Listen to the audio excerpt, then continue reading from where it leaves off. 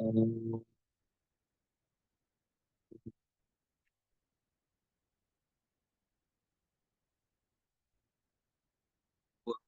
स्वः तत्सवितुर्वरेण्यं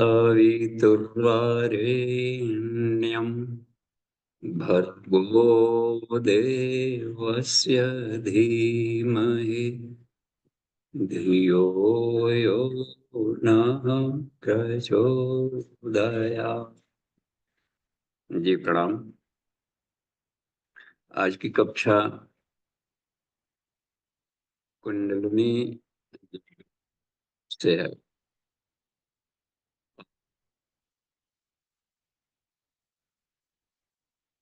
चैप्टर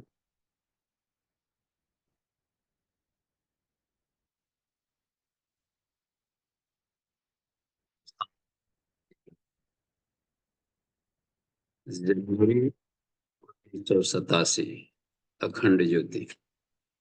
पूरा का पूरा उसमें कुंडलिनी जागरण, वो भी शशांक के रूप में। तो उसमें कुछ फिगर्स भी देते गए, तस्वीरें। 24 तस्वीर है उसमें कुंडलिनी जागरण से संबंधित। और विशुद्ध रूप से वो आध्यात्मिक और वैज्ञानिक, इतना वैज्ञानिक विश्लेषण और आध्यात्मिक अन्य साहित्यों में नहीं मिलता। कहीं कहीं मिलता भी है तो उपनिषदों में कुंडलिनी, जो कुंडली उपनिषद, जो चूड़ामणि उपनिषद, जो राजोपनिषद या तैत्तिरीय उपनिषद ने पंचकोशों के भीतर की कुंडलिनी को जगाने का इसमें स्वरूप दिया है, कोश वाइज। तो उसमें भी पूरा टेक्निक नहीं बताया है, केवल व्याख्या भर कर दी गई है, ऐसे करे वैसे करे। हाँ, जो कुंडली उपनिषद में टेक्निक भी बताया गया है, जो चूड़ामणि वो विशुद्ध रूप से प्रैक्टिकल्स हैं सब, कि कैसे प्रैक्टिकल करें, कैसे उसमें कौन कौन से आसन, कौन कौन से मुद्राएं वैसे जोड़े। तो इस विशेषांक को पढ़ना बहुत जरूरी है। जब पूज्य गुरुदेव ने अध्यात्म का वैज्ञानिक प्रतिपादन का एक श्रृंखला शुरू किया था, एक दिमाग में कोई विचार आया होगा, किसी ने कहीं न कहीं संकट दिमाग में विचार आया होगा, या किसी ने कहा होगा, तो किसी कहने से भी याद आती है। हो सकता है कि उनके मार्गदर्शकता ने कहा हो। जैसे अन्य संत महात्माओं का अवतरण होते रहता है पृथ्वी पर, पृथ्वी के घटनाक्रमों को मानवीय अंतःकरण में जब जब अनास्था के बादल भर जाते हैं, यानी अपने आप के प्रति ध्यान देना बंद कर देते हैं, परिस्थितियां खराब कर डालते हैं, धार्मिक ग्लानि होती है, कहा है, जब जब होती धर्म की हानि,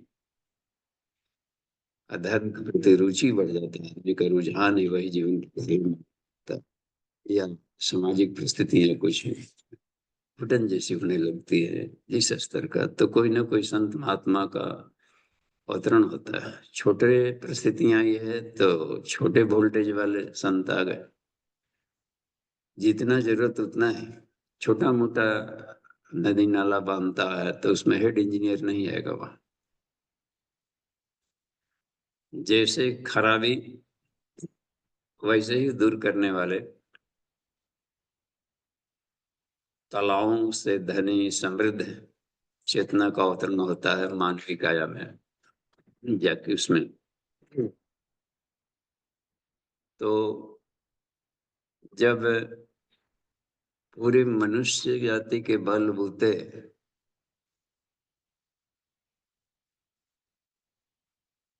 अनगढ़ को सुगढ़ बनाना, परिस्थितियों को अनुकूल बनाने में सारे प्रयास जब मनुष्य द्वारा किए जाते हैं वो बेकार जाते हैं, तब काउजल बॉडी वाल, यानी कि प्रजापति योनि से स्तर की आत्माएं आती हैं और पृथ्वी की सभी गड़बड़ियों को ठीक करके हो जाती है। लेकिन एक बात पाई जाती है इसमें, कि वो चले गए, बुद्ध है चले गए, राम चले गए, कृष्ण ने काम किया चले गए, अपनी। तो उनके बाद फिर परिस्थितियां क्यों खराब हो गई? कभी भारत जगत गुरु था, सोने की चिड़िया था, तो फिर क्या कुछ अंधड़ तूफान आ गया कि हम अपने ही समस्याओं का समाधान नहीं कर पा रहा? कभी भारत का बच्चा बच्चा पूरे विश्व की समस्याओं का समाधान करता था। आज हर व्यक्ति अपने ही प्रॉब्लम्स में से जूझ रहा। ये हद से ज्यादा बौद्धिक गिरावट कही जाएगी। भौतिक जगत की प्रगति को प्रगति नहीं माना है योग ऋषि ने। भौतिक जगत की प्रगति, जो जिसको हम लोग प्रगति में गिनते हैं, उसको पूज्य गुरुदेव प्रतिभा मानते हैं। ये प्रतिभा है। प्रतिभा यानी प्रभाव वाला है। तो प्राणिक है, प्राण में कोश है, तो प्राण के धनी आदमी है, तो प्राण को उन्होंने प्रतिभा का सारे संसार से चल रहा है। तो जो प्रतिभावान होंगे वो किसी चीज को कैसे चलाया जाए, संसार के पदार्थों में कैसे रहें, जो जिन सुख सुविधा साधनों के जो तकनीकें हैं बटोरते रहेंगे इधर।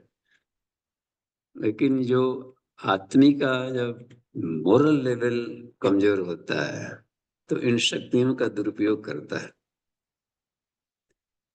चारित्रिक प्रखरता न हो, अपने आप पर नियंत्रण हो, तो संसाधन का दुरुपयोग करेगा ही करेगा। धन बढ़ गया और भाव संवेदना बढ़ी नहीं, तो धन का दुरुपयोग करेगा खुद के भी विनाश में और दूसरों को भी समस्या खड़ा करने में। ज्ञान बढ़ गया, भाव संवेदना बढ़ी नहीं। इसको इसलिए कहा है कि बौद्धिक क्षमताएं केवल बढ़ा लिया जाए और भाव संवेदना न बढ़े, निरंकुश हो जाए। और दिखे धूर्त व्यक्ति से अनपढ़ ईमानदार बहुत गुना अच्छा है, कम से कम दूसरे का हित नहीं करता। तो कहीं न कहीं कोई पक्ष कमजोर होती है और उसके चलते देखने में है कि भाव संवेदना कमजोर है, वैल्यू कम दे रहे हैं। और भाव संवेदना, लेकिन इच्छाएं जो उठती है, आकांक्षाएं, आकांक्षा भी कहा जाता है, क्या भाव उठा है हृदय में? सद्भाव भरित श्रेय साधनाय च कर्म्यत। भावनाएं शुद्ध भी होती है, भावनाएं अशुद्ध भी होती है। शुद्ध इस अर्थ में आत्मिकी की तरफ में लगे तो उसको शुद्ध कहते हैं। भावनाएं पदार्थ पर भी चिपक कर भावना, तो वो मोह कहलाती है। वाह, गजब है। प्रिय से जुड़ गई भावनाएं तो मोह है, शरीर से जुड़ गई तो भक्ति भाव।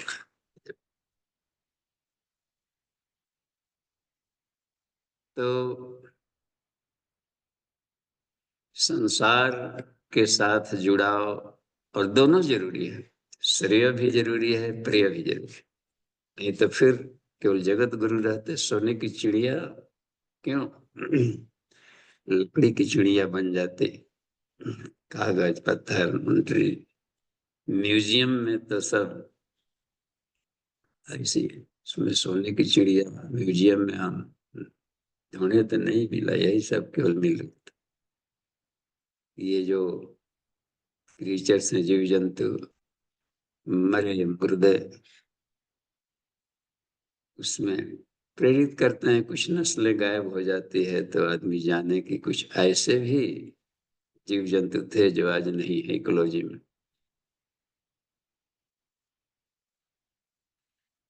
जैसे कल ये ये वेद मंत्र देख रहे थे, बसंत ऋतु चल रहा है तो विककरान जो शब्द है, ककर विककर, इन पक्षियों का नाम उसमें लिया गया है। तो विककर पक्षी का हम ढूंढ रहे थे गूगल कि कहीं से मिलेगी क्या है।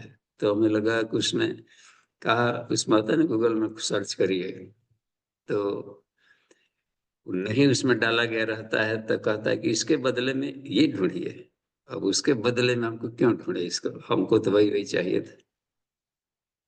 तो अब उससे मिलता जुलता, तो इसे विणंकर, एक देखा कि विणकर, विणकर विकाकरण को विणकर शब्द से कहा कि इसके बदले में इससे संतोष करिए। तो फिर देखा कि विणकर भी तो नाम में नहीं है, तो उसमें एक जगह ढूंढते ढूंढते मिला कि बाया पक्षी होता है जो पेड़ों पर, ताड़ वगैरह के पत्तों पर वो अक्सर लगाते हैं कहीं पर, या वैसे पत्ते जो मजबूत हो और मौसम के साथ झड़ करके नीचे न गिरे, टिकाऊ। नहीं तो पतझड़ में सब बया पक्षी के घोंसले खत्म हो जाएंगे। टिकाऊ दिखता है, तो सब ताड़ जैसे पत्तों को कहीं किनारे वैसे लगा लेते हैं, खजूर जिनकी पत्तियां ऊपर में, उसमें वो एक लटकन, उनका घोंसला भी गजब होता है।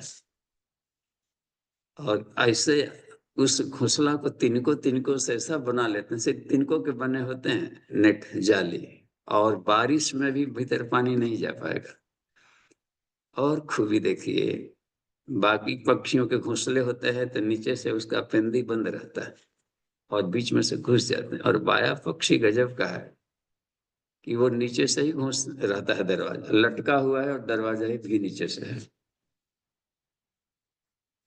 तो और इतना बढ़िया इंजीनियरिंग कोई इंजीनियर नहीं बना सकता ऐसा कि घास फूस तिनको कैसे ही है, इतना बढ़िया से धागा सुई जैसा बिना हुआ रहता है। गजब गजब के प्रकृति में है सब तत्व। तो वो अब उस पर अध्ययन करने वाले जो वाइल्ड लाइफ वाले हैं, डिस्कवरी वाले, खोजें कि वो उनका काम रहता है या इसमें कि ये कब ब्रीडिंग सीजन इनका कब होता है। ये तो है, ठीक है, घोंसला बना लिया तो अक्सर में ब्रीडिंग सीजन के समय में ही सब सारी तैयारी करते हैं, बिल्डिंग बनाना, पत्नी आ रही है, घर परिवार तैयार करना, उसमें रखें। तो उनका ये कहने का मतलब है कि बरसात इसमें आता था। तो नस्लें कुछ गायब हो जाती है, कुछ ये पड़ती है, भल्चर्स दिख रहते हैं। पहले कोई जानवर मर जाता था तो गिद्ध ईधर से मंडरा कर उसको निस्तार कर लेते थे। निस्तार माने डिस्पोजल, और मांस सड़ेगा तो हुआ। तो ईश्वर की बड़ी अच्छी व्यवस्था थी इकोलॉजिकल बैलेंस के लिए कि उस तरह के मांस भक्षी पक्षियों को बुलाकर सफाई कर। अब बल्चर्स भी नहीं मिलते हैं, कहीं मुर्दा पड़ा हुआ सड़ रहा, हर तरफ से परेशानी बढ़ी है इन दिनों। उस गुरुदेव की चिंता इसमें बात थी कि आज के परेशानियों को कैसे दूर किया जाए जो पृथ्वी पर इन दिनों।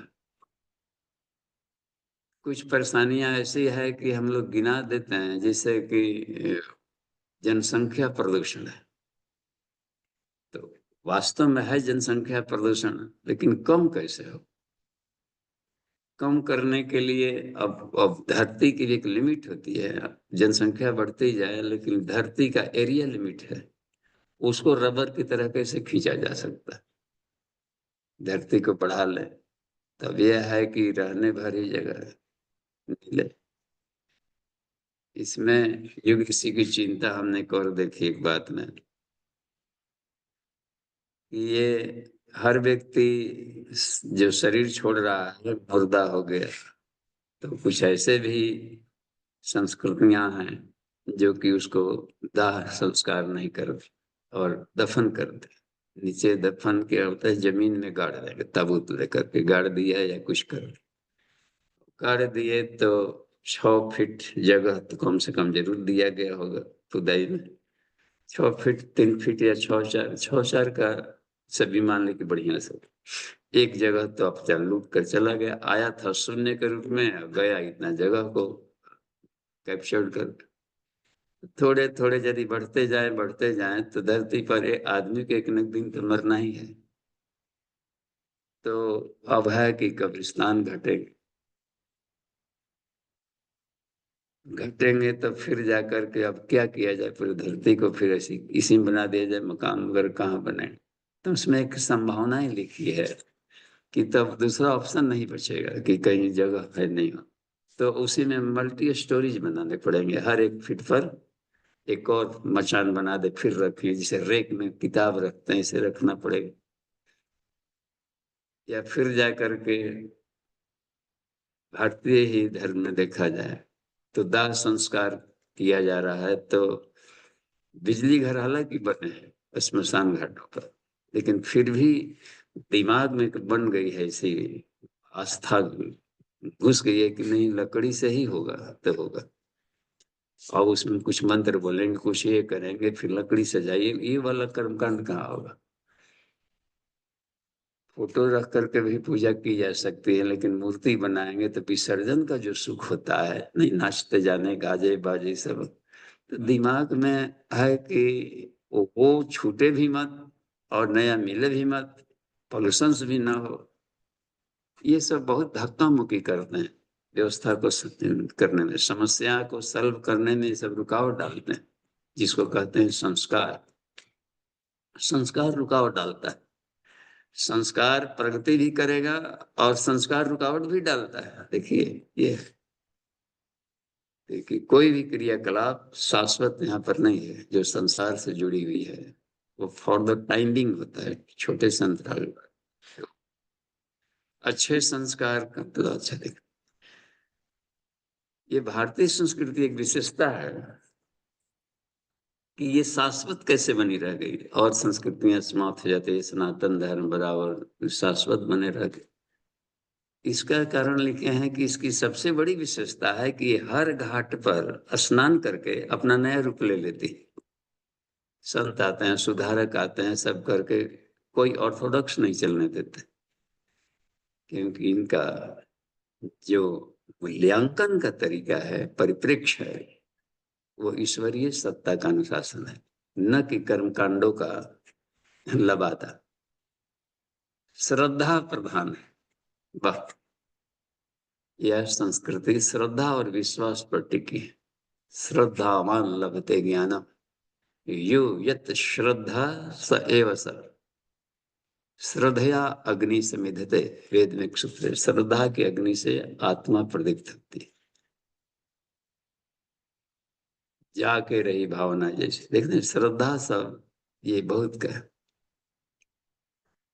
और विश्वास भी चाहिए, नहीं तो श्रद्धा अंधश्रद्धा बदल जाएगी। और विश्वास तब होता है जब उसको साइंटिफिक ढंग से हम उसको जांच लेते हैं, देख लेते हैं, परख लेते हैं।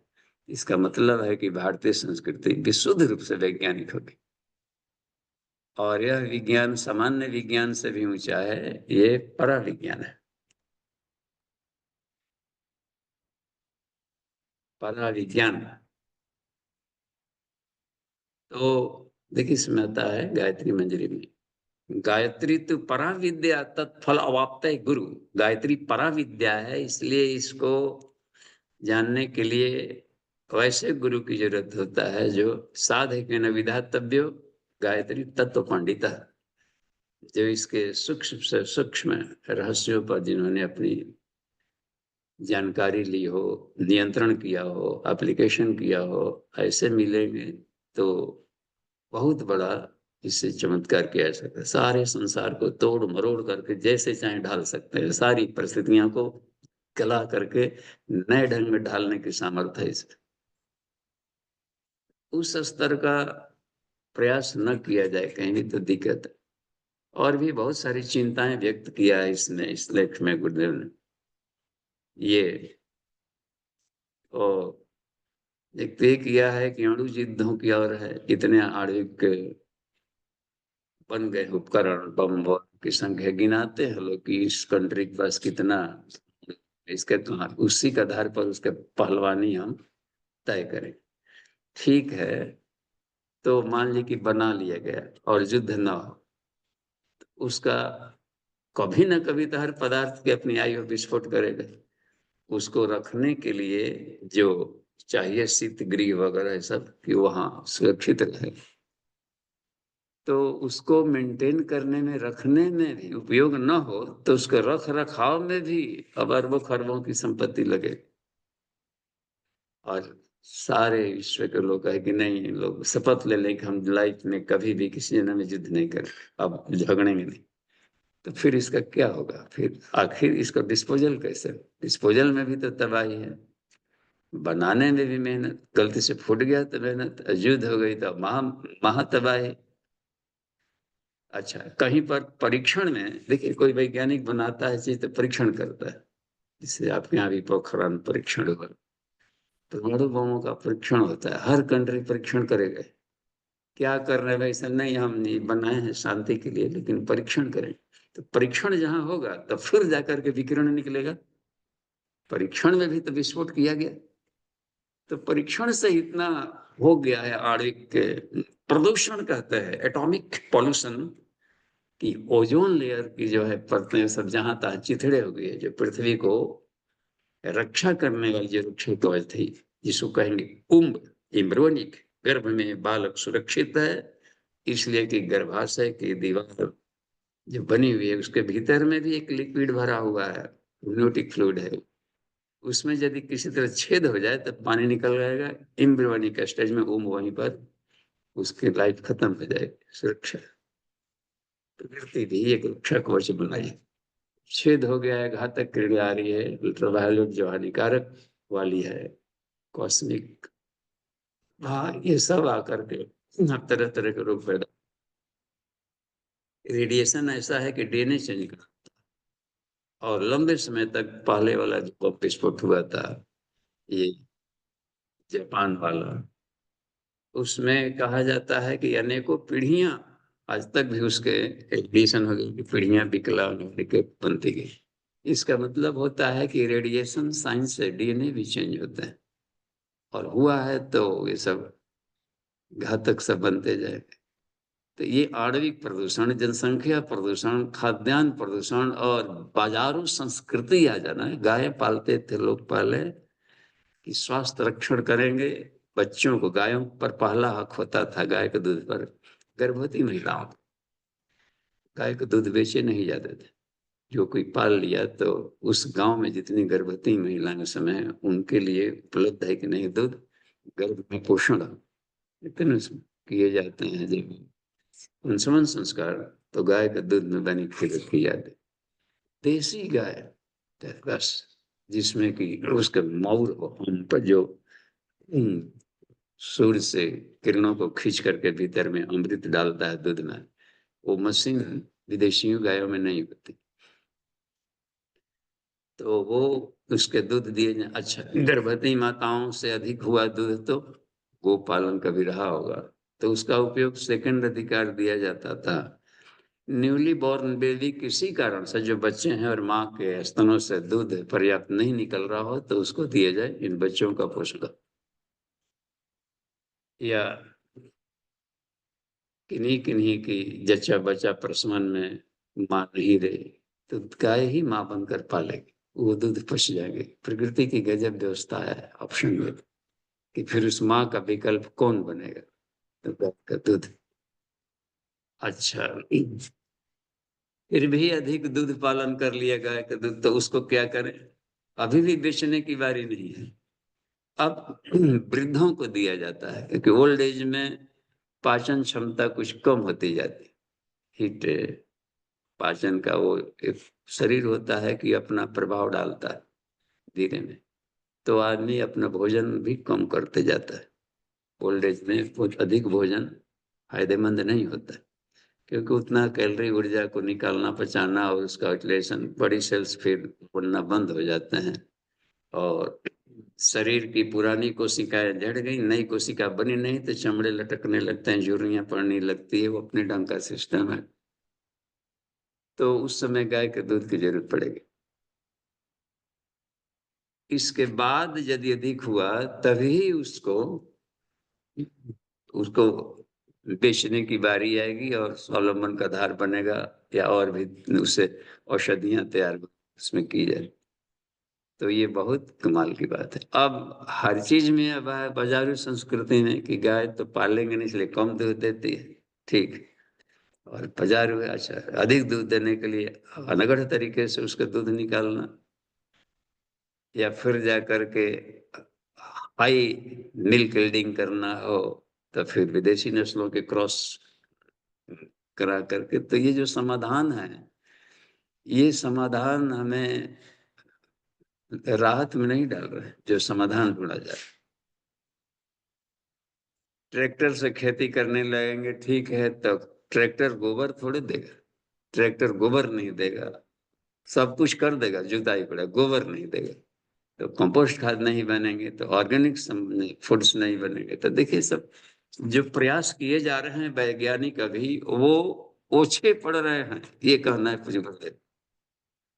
शिक्षा जगत में प्रदूषण है, जो प्रयास किए जा रहे हैं रुकने के, वो भी ओछे पड़ रहे हैं।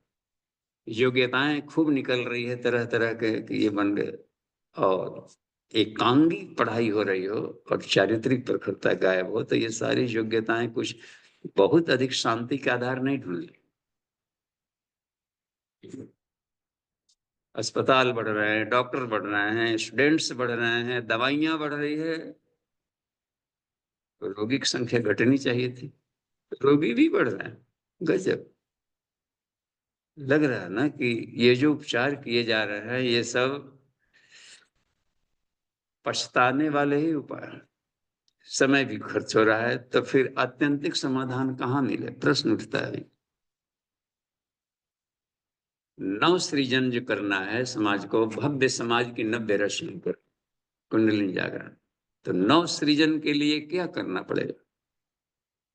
लेख है आज का, जिस बिंदु पर हम लोग विचार करने के लिए बैठे, वह विषय है नव सृजन के लिए क्या किया जाए। एकमात्र समाधान दिया गया जो हेडिंग होता है, सृजन पराक्रम, नव सृजन के लिए साधना पराक्रम, साधना, साधना, साधना आंदोलन, साधना आंदोलन, बस आज का समाधान साधना आंदोलन। वो वैचारिक आंदोलन भी काम नहीं आएगा, समझा बुझा कर जिनने भी किया है, रूसो ने, रस्किन ने, टॉल्स्टॉय ने, सब ने किया है, क्रांति किया, मार्क्स ने, नीत्शे ने। विचारों से थोड़ा सा अंदर बवंडर लाई जा सकती है, लेकिन वो वैचारिक क्रांति काफी नहीं होता है। भाषण युग अब खत्म हो गया है, भाषण का युग, हर कोई भाषण देना है, हर सामने वाला आदमी हालांकि ज्ञानी है, उसका कोई सुनता नहीं, और जिसको नहीं सुन रहा है जबरन सुनवा रहा है, तो असर नहीं पड़ेगा।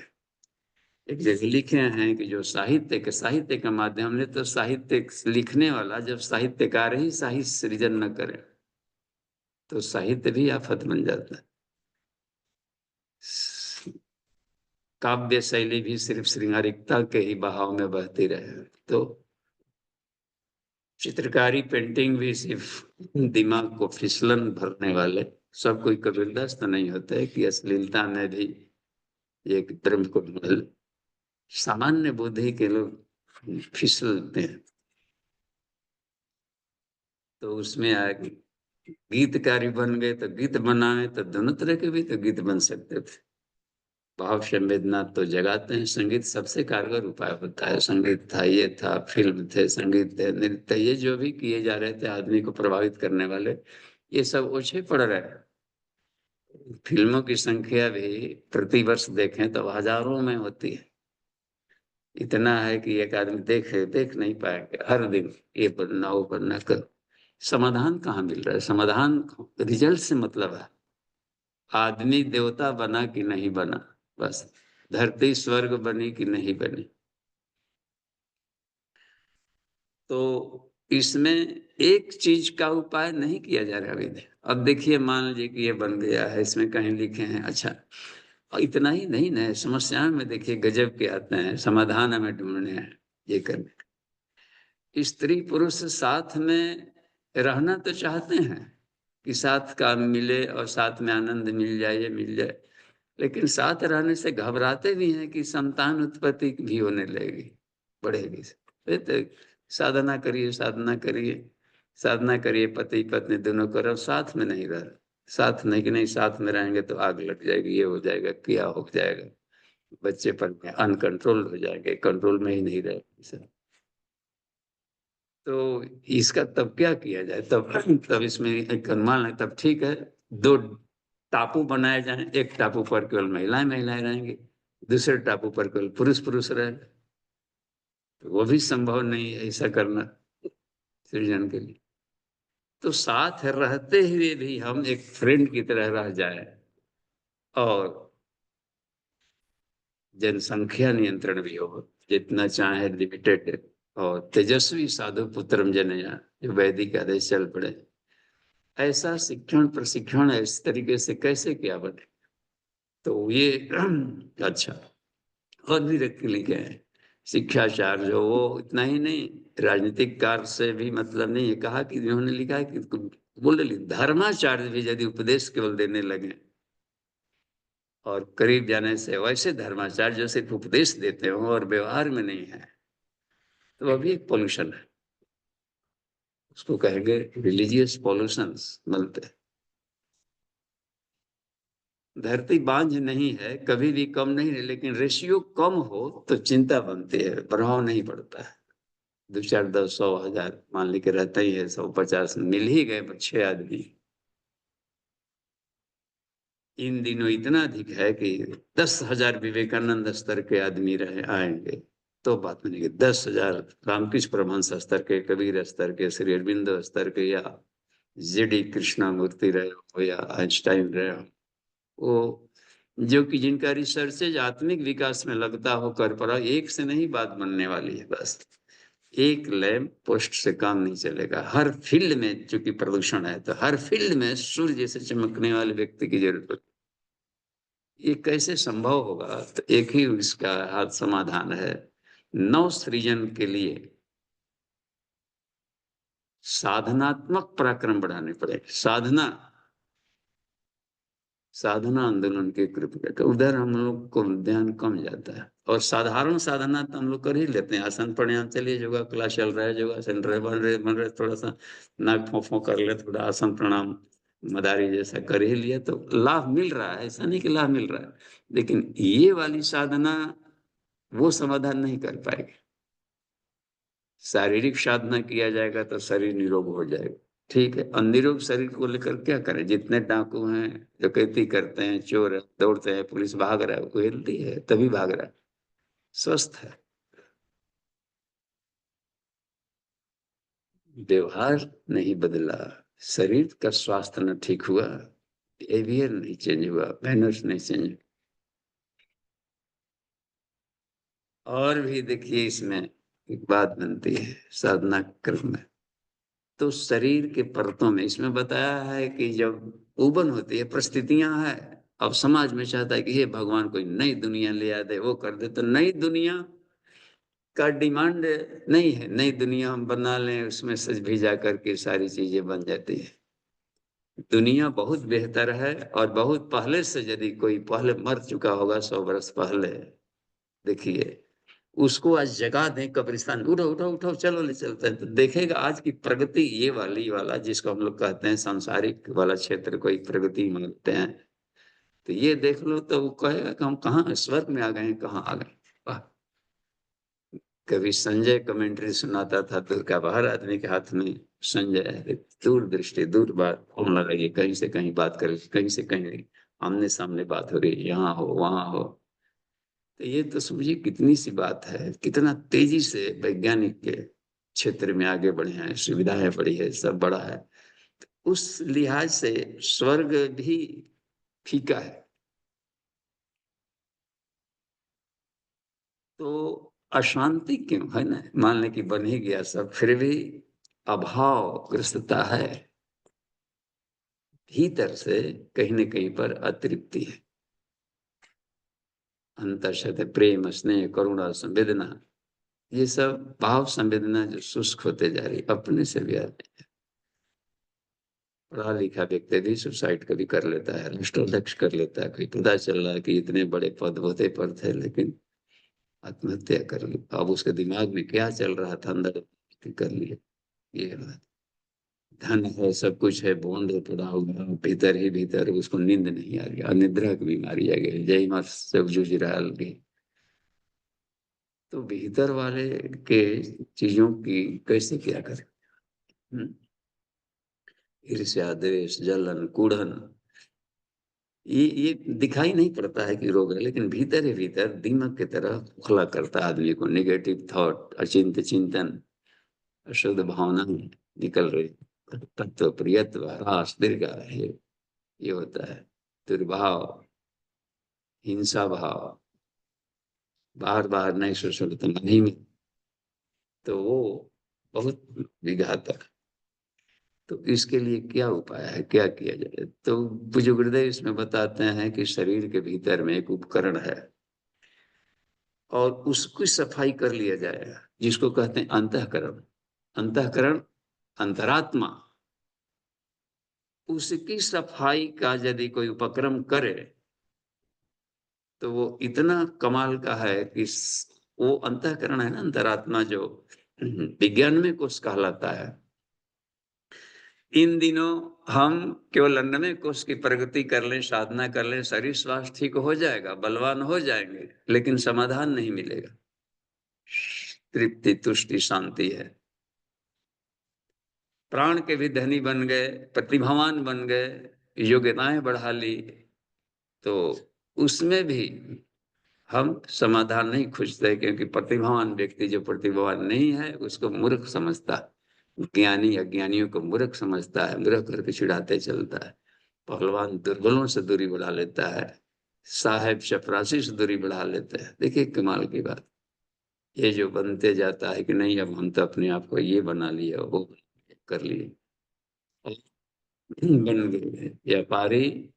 मिलावट की बात कैसे आ गई? हमारा बच्चा धनी बने आ जाए और कोई भी आ गया दुकानदार तो मिलावट वाला चीज दे दें, डुप्लीकेट माल दे के बेच के खूब रात को बड़ा खुश होता होगा, मीठी नींद आती होगी, आज खूब हमने माल बटोरा है, सस्ता वाला माल अनेकों गुना महंगा करके बेच दिए हैं। मिलावट घोड़े की पाई गई, धनिया की बुकनी में एक बार जांच किया तो घोड़े की लीद मिली थी कैप्सूल में। कहाँ तो पाया गया कि कैप्सूल में, किसी अस्पताल में इधर कहीं पर हो सकता है कहीं मिल गया, अच्छी चीजें भी आती है, लेकिन उसमें कोई होगा एक आसमानी तक सत्तू पाया गया है, कैप्सूल पड़ेगा भी नहीं। अब से 1 किलो सत्तू में लाखों रुपए आ गए, ये बात बन गई। यूरिया का दूध वगैरह सब बनने लगे, क्या है इसको, लेकिन धन कमाकर खुश जरूर होता होगा कि हमने कर लिया है।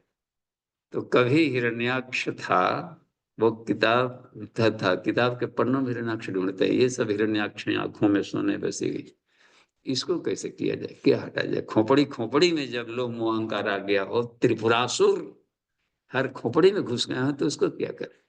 या तो सारे मनुष्यों की गर्दन काट दें, ये समाधान थोड़े हो गया कि ये कि आदमी को ही हटा दिया। रोड पर एक्सीडेंट हो रहे हैं, आदमी गलती कर रहा है तो रोड ही कोड़कर फेंक दें, समाधान नहीं है। लोगों को चलने का रास्ता बनाना पड़े, बताने पड़ेंगे, दोनों का चलने के तरीके भी बताए जाएं, रोड को भी मरम्मत किया जाए, दोनों। दुधारी कल की आएगा, दुधारी तलवार चलाएगा, देखते हैं इसमें, दुधारी तलवार उसके हाथ में होगा, दोनों तरफ धार वाली चलेगा, आध्यात्मिक प्रगति भी करेगा, वैज्ञानिक क्षेत्र में भी प्रतिभा का धनी बनेगा, रिद्धि भी पाएगा, सिद्धि भी पाएगा, सिद्धि बुद्धि सहिता श्रीमन महागणाधिपति नमः, तब जाकर गणेश बनकर पूजाने जैसा राष्ट्र फिर बन सकता है भारत। तो बाहर की कमी नहीं है हमें, बहिरंग प्रयास का, वो चलता रहे बहिरंग प्रयास समस्याओं के समाधान के लिए, लेकिन जो मौलिक प्रयास है जो मंडल, वो साधना पराक्रम। विश्वामित्र ने देखा कि सृष्टि में सब अनगढ़ हो रहा है, सब अलबल कर रहे हैं, तो और इन लोग को सूझता नहीं है, देवता अपने में ही मगन है, सब इंद्रासन कर रहा है, कोई ये कर रहा है, वो कर रहा है, अपना सुख भोग रहा है अपना सब, और पात्रता को सही नहीं मिल रहा है, और भी साधना पर उन्होंने कहा कि अब हम नई नई सृष्टि रचेंगे, इशारे इन लोग का जलखर बना दिया। तो नई सृष्टि के लिए उनको तपस्या करनी पड़ी थी, और कठोर तप, इतना तप किया था। जब वशिष्ठ हार गए थे विश्वामित्र पर, उनके सारे सैनिक विश्व विजय करके लौट रहे थे, घायल पड़े हुए थे, और कितने आसुस्ता रहे थे, कितने मगन हो गए कि जीत लिया भाई, जीत लिया। 3000 सैनिक, खाद्यान्न खत्म है, ऋषि के जंगल में आश्रम में कुटिया दिख रही है, उसमें सिर्फ ढूंढा कि शायद इसके पास पानी होगा, उसके पास सिर्फ एक घड़ा पानी था।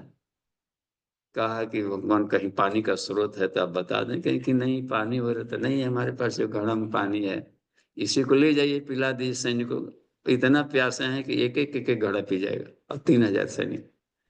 फिर भी ले जाइए, कुछ तो काम आएगा। वो पिलाते गया, सब पी लिए, फिर भी घड़े का पानी एज इट इज था। गजब, घटा नहीं। कि चमत्कारी घड़ा तो कहाँ से ला दिया, ऐसा घड़ा आया सब तुमने। इतना ही नहीं कहा कि बाद में आप लोग भोजन आए हैं तो भूख लगी होगी, आइएगा हमारे यहाँ भोजन भी कर लीजिएगा। न कुछ है, न उस पर टाटपटी है, केवल भोजनालय है, न कुछ दिख नहीं रहा था। गया तो देखा कि पतल बिछाया हुआ है, जंगली बड़े बड़े पत्तों का पतल बिछाया गया है। आया, बिछाया, पकवान भी जो राजसी पकवान थे सब थे। कहाँ बना? कहा कहाँ से ला दिया? कहा कि हमारे पास एक नंदिनी गाय है, यही देती है, इससे जो मांगते हैं दे लेती है। तो विश्वामित्र ने कहा तुम्हारे पास एक साधु फकड़े गाय की क्या जरूरत है, हमारे पास प्रजा है, हम ले जाएंगे इसको, हमको जरूरत है। तो कहा कि वो कुपात्रों के पास नहीं जाती, हमको तो कुपात्र कह दिया। जो विश्व विजयी हो, उस समय विश्वामित्र का नाम विश्वामित्र नहीं था, राजा विश्वरथ था। विश्वरथ महान पराक्रमी क्षत्रिय, क्षत्र राज्य करने वाला राजा। तो कहा कि ठीक है, आप बलवान है तो आप जाइए, गाय को तो आपसे मांग लीजिए, कहिए, प्रेयर करिए। प्रेयर किया कि चलो हमारे यहाँ कहा था, सर नहीं चलेंगे, तुम्हारे साथ नहीं चलेगा। ठीक है। तो ये मजा, जबरन ले जाने लगे, अपने शरीर से अनेकों सैनिक निकाल दिया, सब उनको पस्त कर दिया, कचूमर निकाल दिया सारे सैनिक। फिर लड़ने लगे वशिष्ठ से, तब उनका सारा छात्र बल जितना पराक्रम था लड़ लिया। और विश्वामित्र को इनके हराने के लिए कोई हथियार भी नहीं, केवल जल पात्र है, कमंडल देते थे, ओम भूर्भुवः स्वः, बस छिड़क दिया तो उनका सारा शस्त्र खत्म हो जाता। गजब। तब जाकर पसीना पसीना जब हो गए, लथपथ हो गए वहां, तो पसीना पोंछते हुए कहा था, धिग बलम क्षत्रिय बलम ब्रह्म तेजो बलम बलम एकेन ब्रह्मदंडेन सर्वास्त्राणि हतानि में। सिर्फ एक ब्रह्मदंड से हमारे सारे अस्त्रों को इन्होंने समाप्त कर दिया। तब जाकर शरणागत हुए, कहे कि हे भगवान, ये विद्या हमें भी पढ़ाइए, आपके पास कौन सी विद्या है? तो वह कहा कि यह गायत्री विद्या है। हम भी सीख सकते हैं, खूब सीख सकते हैं, मनुष्यों के लिए है सर, और इसका गुड यूज करिए। ये मिसयूज करने वालों के पास से गायब हो जाते हैं, गुड यूज करिए इसका। तब लग गए तब करने, भेजा, तब किया और तब किया, तब किया, इतना तब किए थे, इतना तब किए थे कि हद से ज्यादा तब कि एक बार वशिष्ठ ने कहा था अरुंधति से कि हे अरुंधति, विश्वामित्र इतना गायत्री का तप किया है कि आज तक इस यूनिवर्स में किसी ने नहीं किया है, ब्रह्मांड में। उसके शरीर के रोम रोम से सूर्य का प्रकाश निकल रहा है, तो उसको आप ब्रह्मर्षि क्यों नहीं पद दे देते? आपके ही मुहर पर उसका टीका है। कहा कि आप दे देंगे, थोड़ा सा उसके पास ये है कि तप का भी एक है, अहंकार है, ये अहंकार घातक होगा। तो और वो गए थे उस दिन के, आज तो इसको हम मार ही डालेंगे। पुछवाड़ा सुन रहे थे खिड़की के पास से दुबे हुए कि आज इसको काटेंगे सारे सैनिक को, कि हमारी योग्यता है, सब भी है, सारा फुलफिल कर रहे हैं कंडीशन, फिर ये क्या करे बैठा हुआ। तो देखा कि देखिए हमारी प्रशंसा कर रहा है यह व्यक्ति, युवा, क्योंकि वो उसको मिसयूज कर सकता है तब का।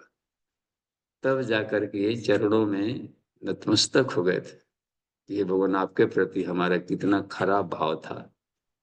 अब जैसे ही नीचे चरण पे झुके वहां पर अपने शरणागत, वशिष्ठ ने उठाया था ब्रह्मर्षि कह के, हे ब्रह्मर्षि उठो। वह किए, और इसके बाद उसका उद्देश्य, अच्छा तप करने का उद्देश्य ये था उनका, इसलिए थोड़ा सा बना हुआ था अहंकार करने का, कि ये लोग संसार की रचना कर रहा है लेकिन संसार के पोल्यूशन को दूर करने की सामर्थ्य नहीं इसमें। तो हम ऐसा संसार बनाएंगे जहां पोल्यूशन ही ना हो, कि कितना अधिक सोच। और उसमें काम में भी लग गए, शुरू भी कर दिया था बनाना अपने तप के बल से।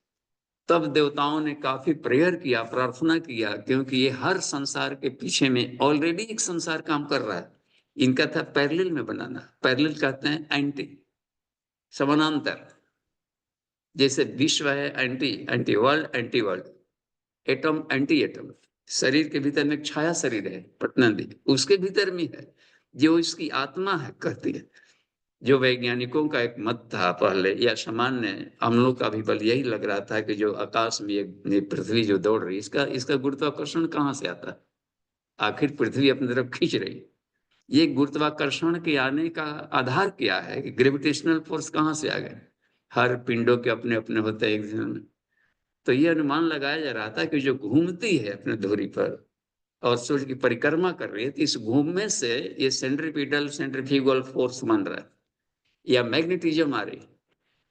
लेकिन ये मान्यताएं ध्वस्त होती गई जब गहराई में चला गया कि नहीं, ये कारण नहीं है घूमने का, क्योंकि ये घूमते घूमते इसका चुंबकत्व बना रहता है, लेकिन ब्लैक होल्स में कभी कभी गायब हो जाता है। देखते हैं सूर्य भी फ्यूज हो जाता है, वहां ब्लैक होल बन जाता है। तो ये सब कुछ ऐसे भी घटनाएं मिल रहा है, उनको लगा कि इस संसार के पीछे कोई पैरेलल संसार है जो नहीं दिखाई रहा है, वो इसको चला रहा है, सारे ग्रेविटेशनल फोर्स वो दे रहा है। बड़े बड़े जलयानों को बारमूडा ट्रायंगल कभी कर लेता था, अभी शायद कुछ संभावना बनी है, कुछ ट्रिक मालूम हुआ है उधर, या वो हमेशा नहीं काम करते हैं, अभी भी कभी कभी गायब हो जाता है।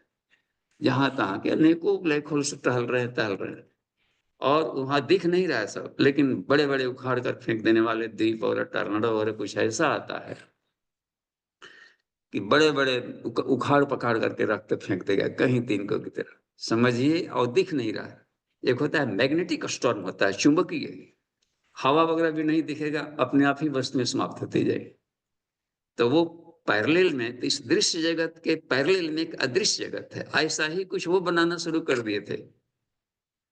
तो कहा कि यदि वो हो जाए तो फिर उसको दिक्कत पड़ेगी और पूरी पृथ्वी के साथ भी असंतुलन हो जाएगा। तो कहा कि ठीक है, तो फिर जाकर के तू लोग सुधरो या व्यवस्था करो, तब का इस्तेमाल करो संसार सुधारने क्रम में।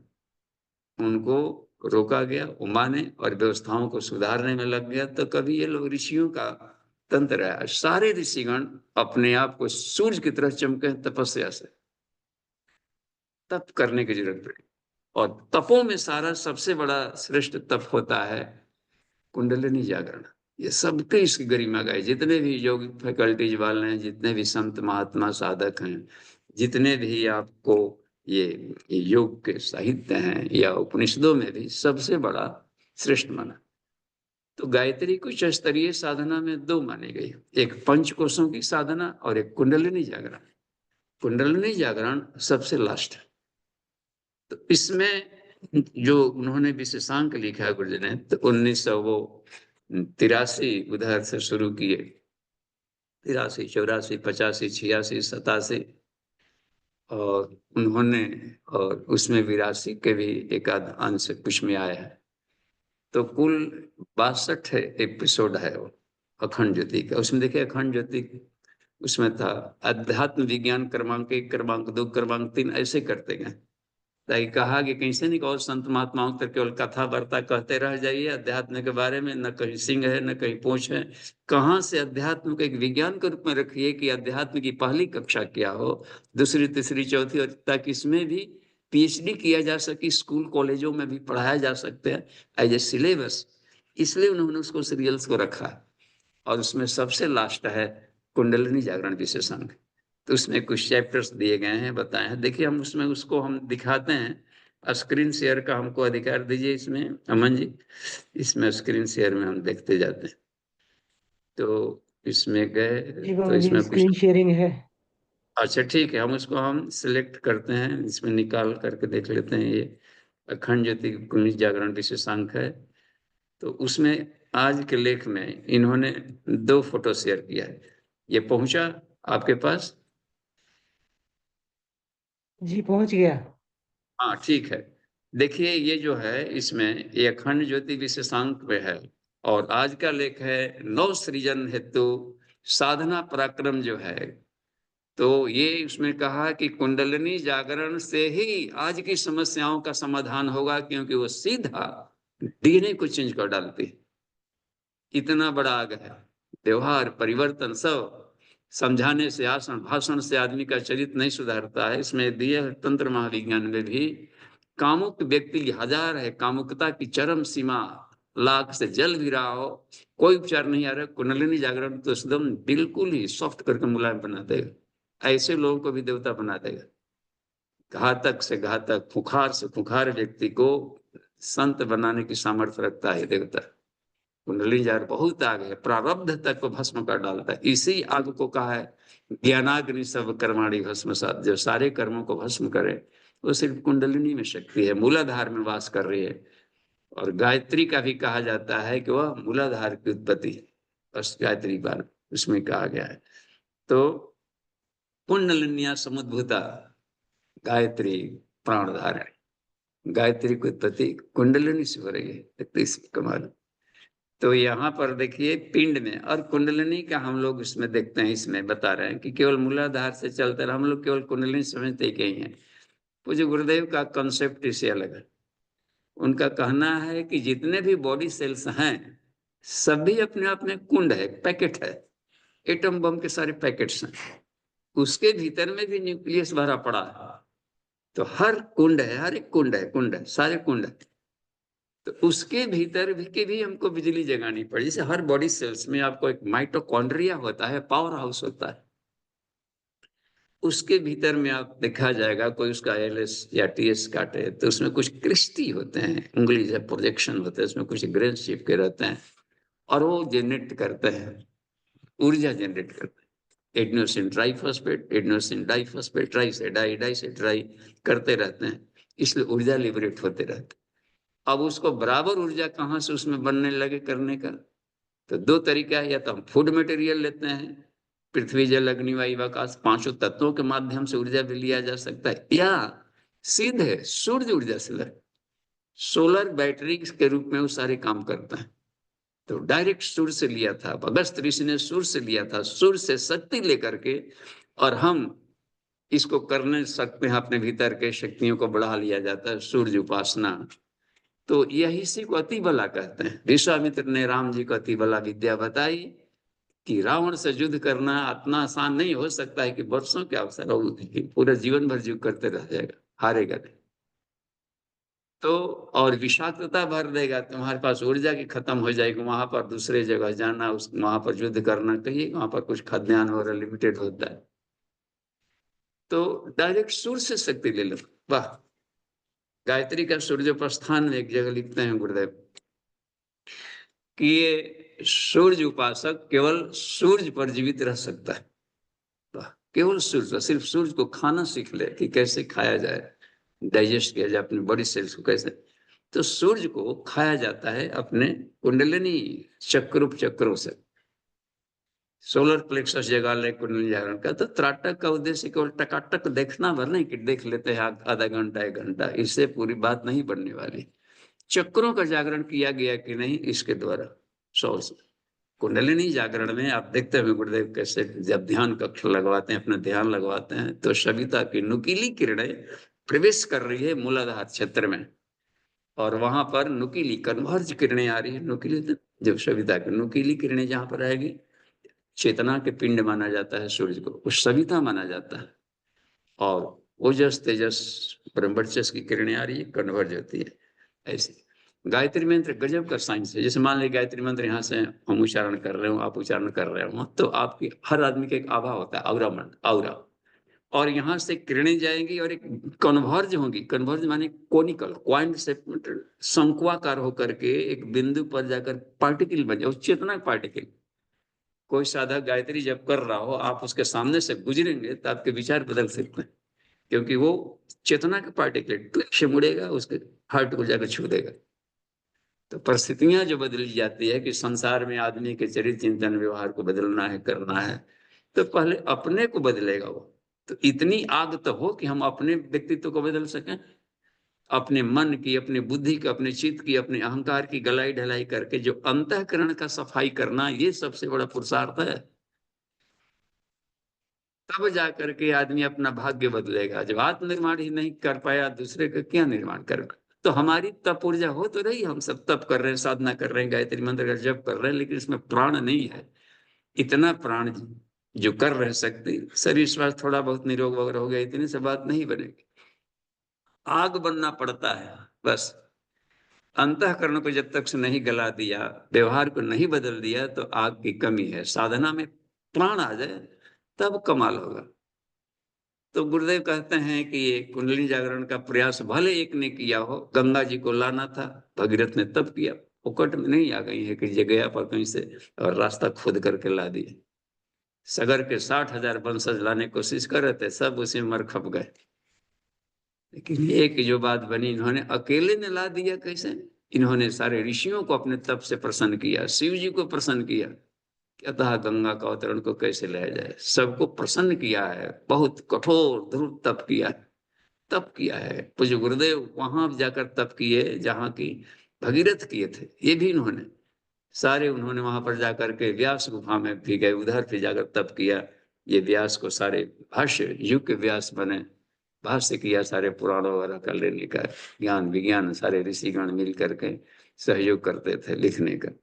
तो तप करने से जाकर के बात बनती है।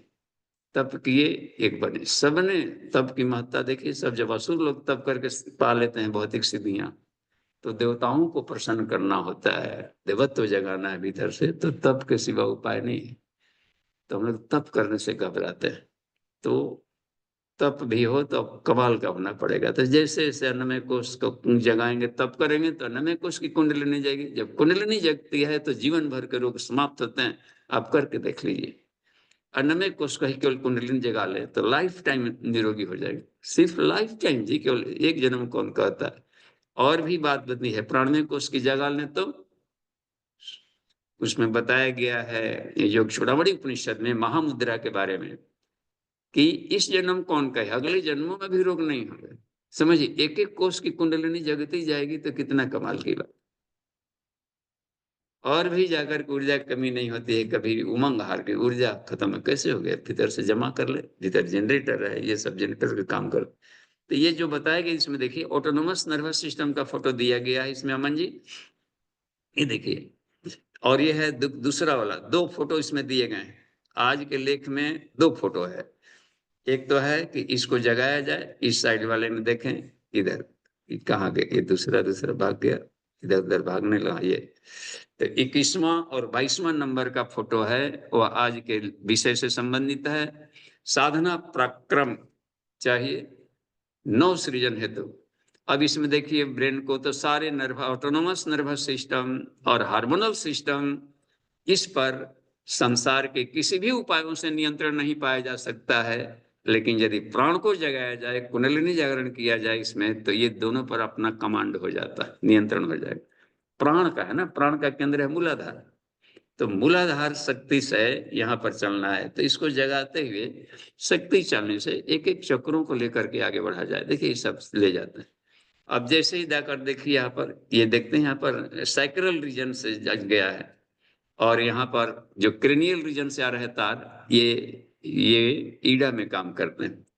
पैरासिम्पैथिक नर्वस सिस्टम है, ये उड़ता है। इसको कहते हैं नीरो क्रेनियोसाइक्रल, क्रेनियोसाइक्रल कहा जाता है। क्रेनियल, इधर साइक्रल, ये दोनों मिलकर होल बॉडी का कमांड कर रहे हैं, हार्ट बीट वगैरह से लेकर के। और देखिए यहाँ पर ब्रेन एक ही नहीं है, यहाँ देख रहे हैं पेस मेकर में दिखाया गया है कितने सारे ब्रेन। ये भी एक लिटिल ब्रेन है। एक ब्रेन यहाँ पर है, इसमें नर्व्स काम कर रहे हैं। एक ब्रेन यहाँ पर है, भाव संवेदना वाला एरिया, ढेर सारे पेसमेकर में देखिए गए हुए हैं। और नीचे देखिए आंतों में इतने सारे ब्रेन के नर्व्स आंतों में जाकर जा रहे हैं, ये सब इंटेस्टाइनल वाला एरिया, ये सब जो यूरोजेनाइटल वाला एरिया है, सारे के सारे इधर जो तार गए हैं, इसमें 50 करोड़ से भी अधिक नर्व सेल्स होते हैं। इसको सेकंड ब्रेन कहा जाता है। और एक और भी छोटा ब्रेन है हार्ट वाला एरिया में। तीनों शरीरों के 3 ब्रेन काम कर रहे हैं यहाँ पर, और ये सब कमांड होते हैं क्रेनियल सिस्टम से, और वो निकला हुआ है रीढ़ के हड्डी के भीतर से। रीढ़ की हड्डी भीतर में जो सेंट्रल कैनाल है सुषुम्ना, उसमें चुंबकीय प्रवाह पैदा होता है। कहाँ कहाँ, जहां जहां पर सैक्रल, ये प्लेक्सस है। तो एक प्लेक्सस यहाँ मिलता है विशुद्धि में, ऊपर रेटिकुलर एक्टिवेटिंग सिस्टम मिलता है, विशुद्धि चक्र का मिलता है प्लेक्सस। एक यहाँ पर अनाहत चक्र में मिलता है थोरेसिक प्लेक्सस, जिसको कहते हैं कार्डियक कहा जाता है। लंबर वाले एरिया में जाकर मिलता है, जिसको हम लोग मणिपुर चक्र कहते हैं, या सोलर प्लेक्सस कहता है, या फिर सैक्रल प्लेक्सस, ये सैक्रोकॉक्सिजियल प्लेक्सस इसको करते हैं मूलाधार। तो इसको प्लेक्सस को जगाने की प्रक्रिया इसमें बताई गई है, जिसके माध्यम से हम सारे शरीर के सिस्टम को अपना कमांड करते हैं। तो कुंडलिनी जागरण सिर्फ है चक्रों तक न रखे, उसके तारों को देखा जाए कि वो तार कहाँ से गया, कैसे गया। मेडिटेशन में हम लोग उसका ध्यान कर लेते हैं, ठीक है। और इसके बाद वाला ये जो देखिए बताया गया इसका दूसरे लेख में, कि जब भी हम मेडिटेशन करें तो हम एक स्टेप अप ट्रांसफार्मर बने।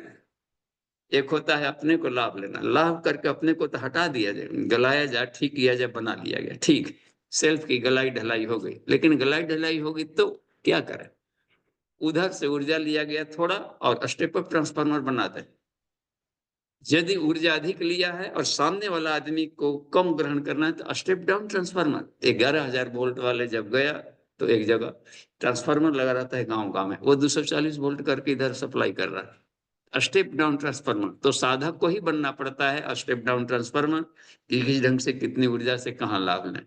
और फिर स्टेप अप लिया गया थोड़ा सा, गायत्री मंत्र का जप करिए। यदि हर बड़ी सेल्स गायत्री मंत्र का जप कर रहे हो, ऐसा हम भावना करें तो मल्टीप्लाई कर देगा, उसमें बहुलीकरण पोलराइजेशन कर देता है, बहुत सारा निकाल दे और वो स्टेप अप ट्रांसफार्मर बन जाता है। सारी ऊर्जा हर बॉडी सेल्स कर रहा है।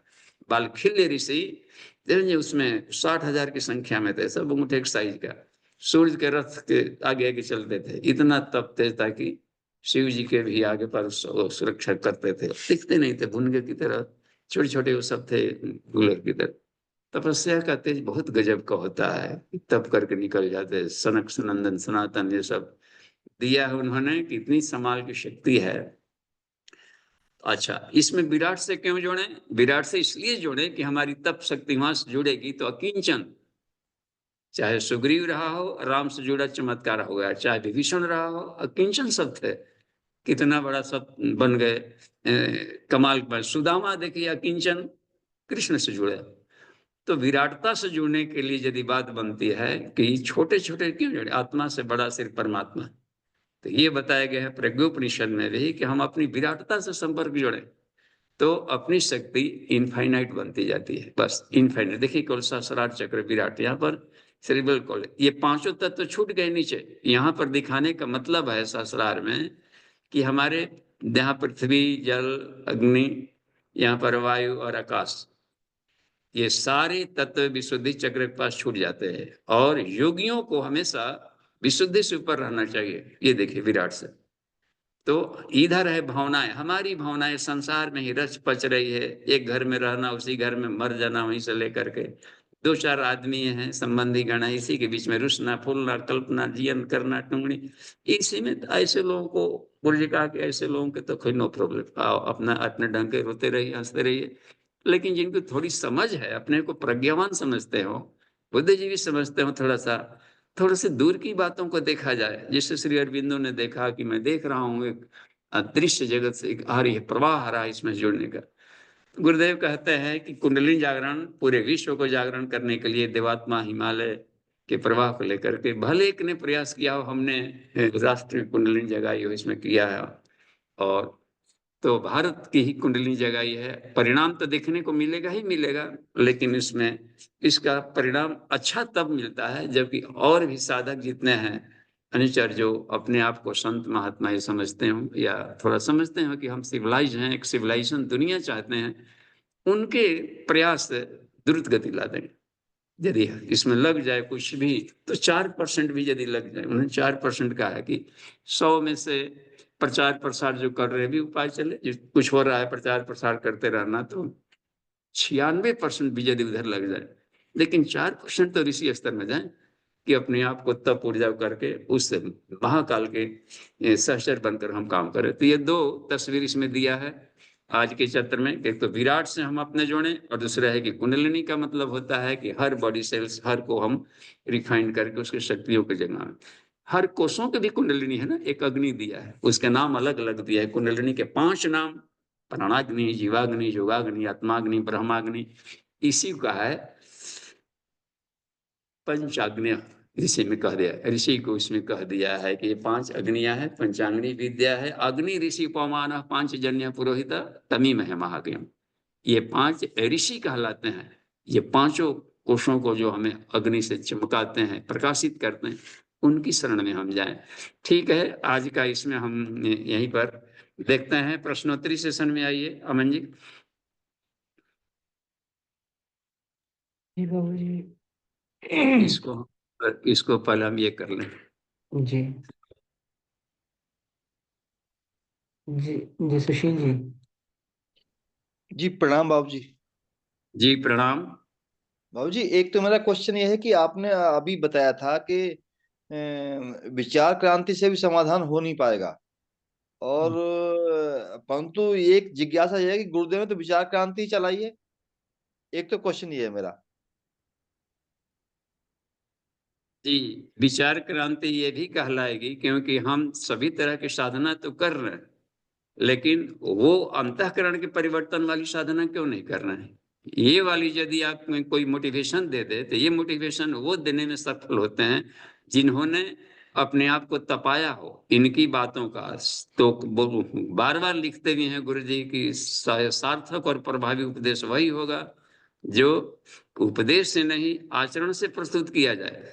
तो उस तरीके के कुछ बाउंड्रो चाहते थे कि 10,000 हीरो का हार, इसी तरह के व्यक्तित्व को चाहते थे कि एक एक विवेकानंद से इन दिनों बात नहीं बनने वाली।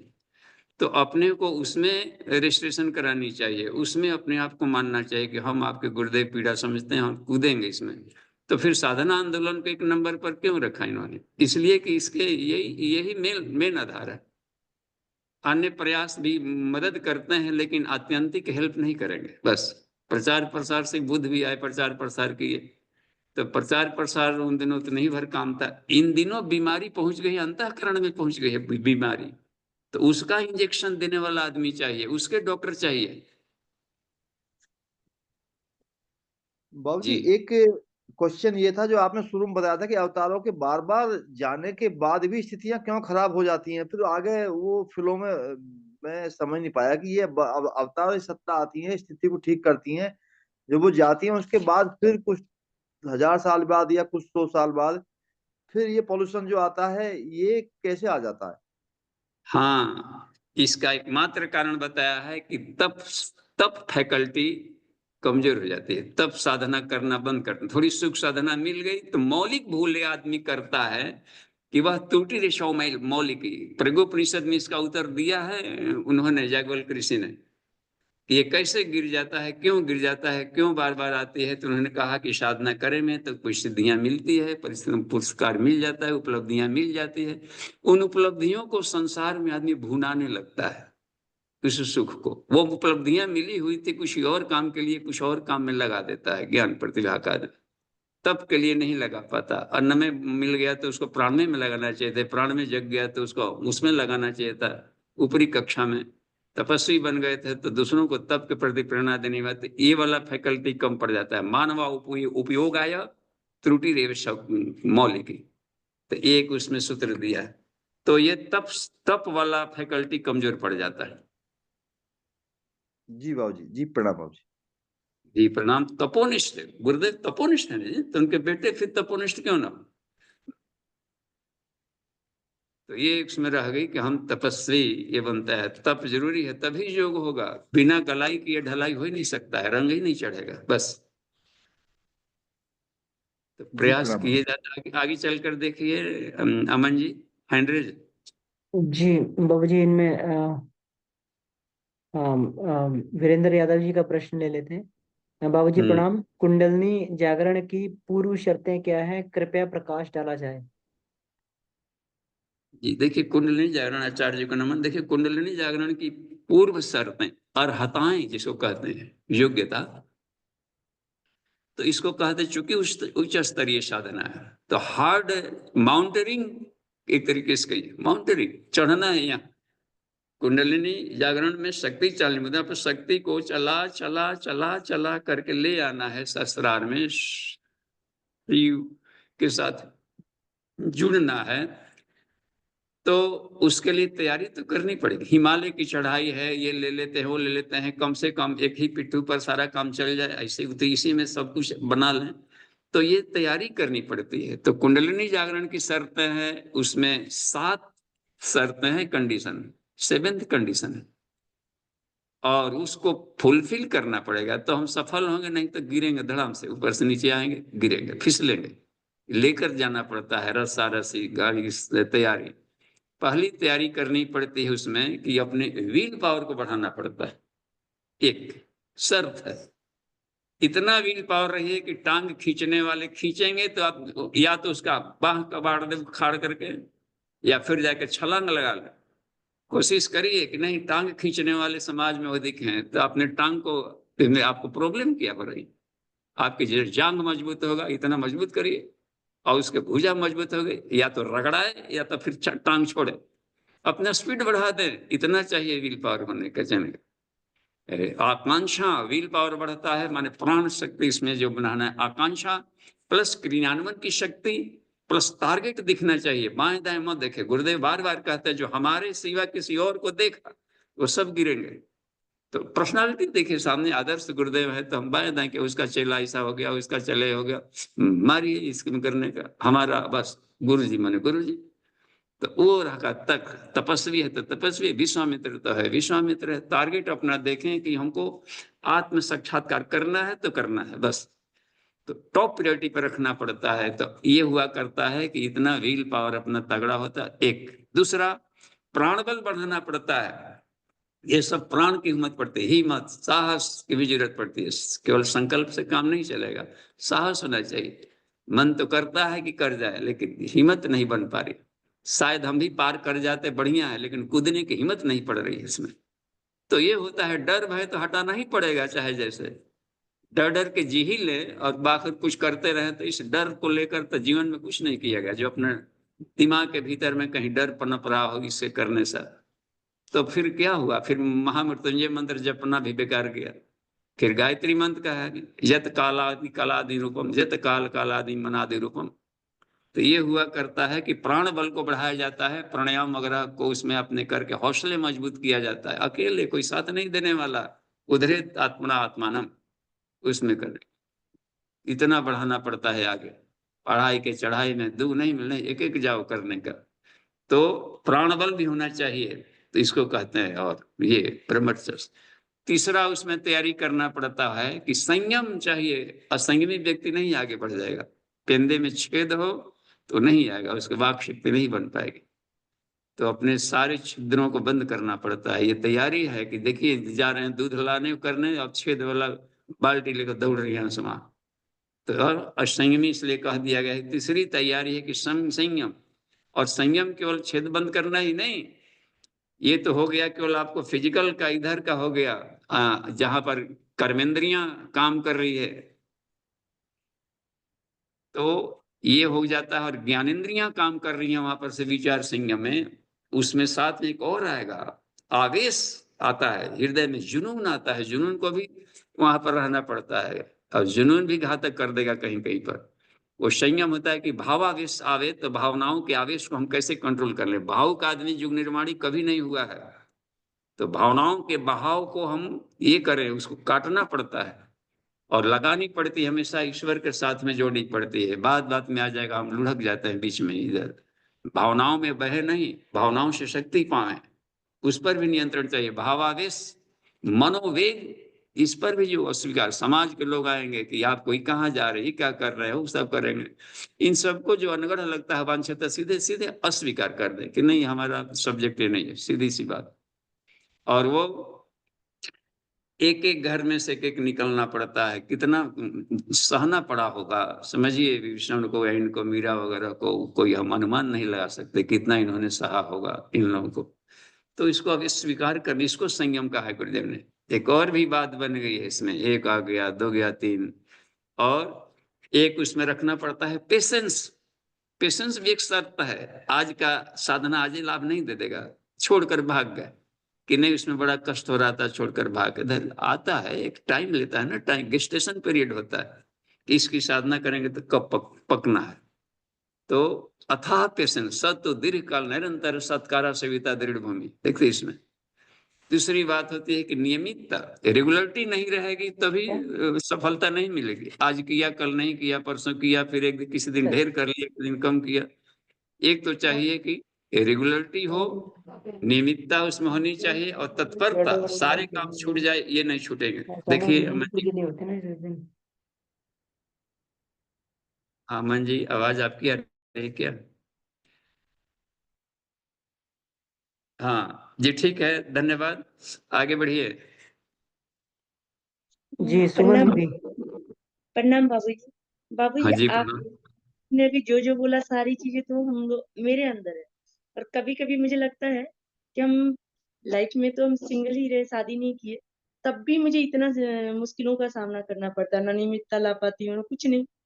तो और प्रेरणा भी देना चाहते हैं, किसी को बताना भी चाहते हैं, अपनी फैमिली मेंबर में, फ्रेंड सर्कल में तो बोलते हैं, तो मुझे ही सुनना पड़ता है। दूसरे को क्या बोलेंगे, हम खुद ही नहीं कर पा रहे हैं तो दूसरे को हम क्या बोलेंगे। और इतना भी तो तय हो गया गुरुदेव को पढ़ने के बाद, आपकी क्लास को ज्वाइन करने के बाद, कि बिना तप का तो कुछ होने वाला नहीं है। देखते देखते 2026 भी आ गया। तो तो फिर कैसे करेंगे? मुझे तो नहीं लगता है कि हम कहीं खड़े उतर पा रहे हैं गुरुदेव की कसौटी पर। और ये जो बात बोलते हैं कि जन जन में विवेकानंद को बनाना है, गुरुदेव भी बोलते हैं, आप भी बोल रहे हैं कि एक विवेकानंद से ये काम नहीं चलेगा। तो हम कैसे बनाएंगे अपने आप को? तो गलानी अब भाव, और कभी कभी मन में भी। अजीत, देखिए दी अभी ठीक है, तो अभी आप जॉब में हैं, सर्विस चल रहे हैं और मैनेजरियल पोस्ट, तो इसमें टॉप प्रियोरिटी पर साधना नहीं बना है। अभी खूब पढ़ते हैं, इनका साहित्य उनका पाहित, ये भी पढ़ ले, थोड़ा उनकी साइड पढ़ ले, फिर अमुक राइटर का पढ़ ले। अभी तो हम अभी घुमकड़ी कर रहे हैं इधर उधर, अपने लिए प्रैक्टिकल नहीं किया जा रहा है।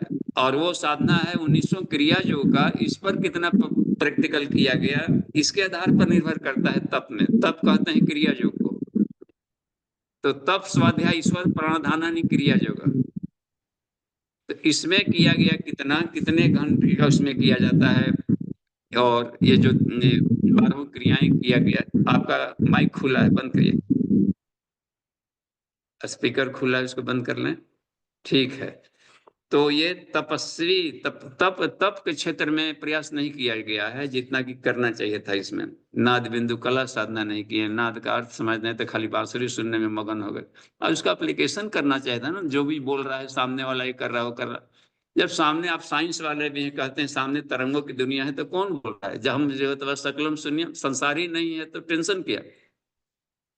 तो वो वाली बुद्धत्व में है तो सिर्फ थ्योरी तो है, थ्योरी को एप्लीकेशन नहीं हो पा रहा है। एप्लीकेशंस को तब कहा जाता है। तो साथ में कहीं भी रहिए, कभी सत्र में भी नहीं आ पाते हैं, रेगुलर नहीं रह पाते हैं, तो प्रैक्टिकल नहीं करे, थ्योरी केवल मालूम है, तो प्रैक्टिकल को तब कहा गया। तो हम तो केवल कहे थे केवल 5 साल में है तो 10 बार केवल बुलाए थे कि 10 नवरात्रि आ जाए साथ में करें, जबकि साथ में रहना चाहिए था 5 साल तक। तो ठीक है, घर परिवार छोड़ नहीं सकते, तो घर पर भी तो रेगुलरिटी बननी चाहिए थी ना, घर पर भी करते रहे, गुरुदेव से मार्गदर्शन लेते रहे, करते रहे। प्रैक्टिकल कमजोर किया गया अपने भीतर के वाले अंतःकरण में। विवेकानंद को देखते होंगे, ध्यान में 1.5 देर तक बैठे रहते थे, वो कुंडलिनी अपना भीतर वाला आग को पैदा करते रहते थे, और उसके आधार पर जाकर बोलते थे। भीतर ही का ट्रांजिस्टर खराब हो तो रामकृष्ण परमहंस के विचारों को भी नहीं सुन पाएगा वो। और रामकृष्ण परमहंस उन्हीं को माध्यम बनाता है जो कि अपने भीतर को सफाई किया है।